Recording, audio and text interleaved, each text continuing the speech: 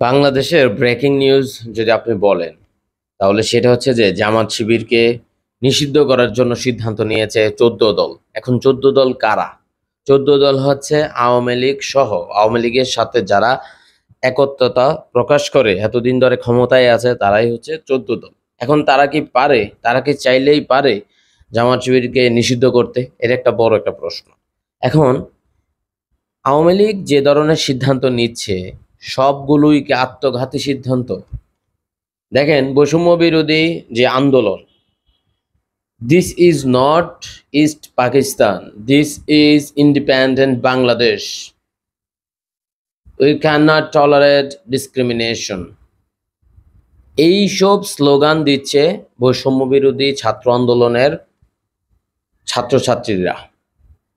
এখন এইদিকে এই বৈষম্য বিরোধী আন্দোলনকে অনেক আগেই থামাতে পারত যদি চাইতো সরকার। এখন যদি বলছি কেন, এখানে অনেকেই এই কথায় একমত পোষণ করছে যে এই বিষয়টা সরকার চাইলে আরো আগেই সমাধান করতে পারত, কিন্তু কেন ডিলে করা হয়েছে? কেউ কেউ বলছে সরকার এখানে সঠিক বিচক্ষণতার পরিচয় দিতে পারে নাই।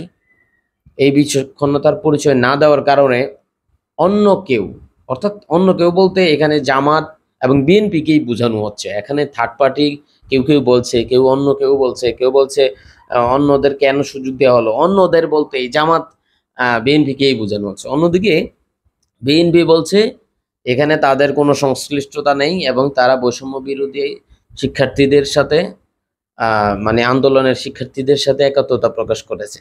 মানে সবকিছু মিলিয়ে আওয়ামী লীগের তরফ থেকে বলা হচ্ছে জামাত বিএনপি, এবং জামাত বিএনপি বলছে তারা সংশ্লিষ্ট না। এখন ঘটনা যেটাই হোক না কেন, কিন্তু এইটার সমাধান হতে না হতেই আরো একটা ঘটনা, অর্থাৎ উস্কে দেওয়া হচ্ছে জামাত শিবিরকে। জামাত শিবির এখন হচ্ছে যদি 14 দলের বৈঠকে যে সিদ্ধান্ত হয়েছে সেটা যদি বাস্তবায়ন করতে যায় 14 দল, জামাত শিবিরকে নিষিদ্ধ করার যে বাস্তবায়ন সেটা যদি শুরু হয়, শুরু তো অনেক আগে হয়েছে, বাট এখন যদি আবারও এটা নিয়ে ধরেন একটু এদিক সেদিক করে, মানে আমার কাছে মনে হচ্ছে এটা উস্কানি। এখন যদি জামাত শিবির বিএনপি এরাও যদি মাঠেও নামে, ফাইনালি নামে, তাহলে কিন্তু এই আওয়ামী লীগ সরকারের জন্য এটা সুখকর হবে না। একদিকে জামাত শিবির বিএনপি থাকবে, অন্যদিকে বৈষম্য বিরোধী আন্দোলনের শিক্ষার্থীরা থাকবে, সব কিছু মিলিয়ে তালমাটাল অবস্থা হবে। এখানে আসলে লাভ হবে কার? সরকারের? মোটেও না। জনগণের? মোটেও না।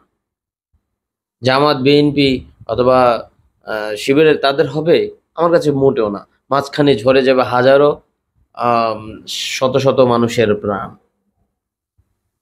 তবে এখানে আসলে বলার কোনো কিছু নাই। সম্পদের ক্ষতি কিছুই না, প্রাণের প্রাণের মূল্য আসলে বলার অপেক্ষা রাখে না। সোহেল তাজ চলে এসেছেন, কিন্তু এতদিন পরে কেন? আমার তো মনে হয় আরো আগে আসা দরকার ছিল। যখন 6-7 জন প্রথম দিন মারা গেল সেদিনই সোহেল তাজ চলে আসার কথা ছিল, কিন্তু তিনি হয়তো অপেক্ষা করছিলেন। যাই হোক না কেন, সো আমার কাছে মনে হয় গভর্নমেন্ট এই যে 14 দলের বৈঠকে জামাত শিবির নিষিদ্ধের যে সিদ্ধান্তটা নতুন করে বীজ বপন করলেন, আমার কাছে মনে হয় এটা সরকারের জন্য আত্মঘাতী হতে পারে। তো আপনাদের কি মতামত জানাবেন।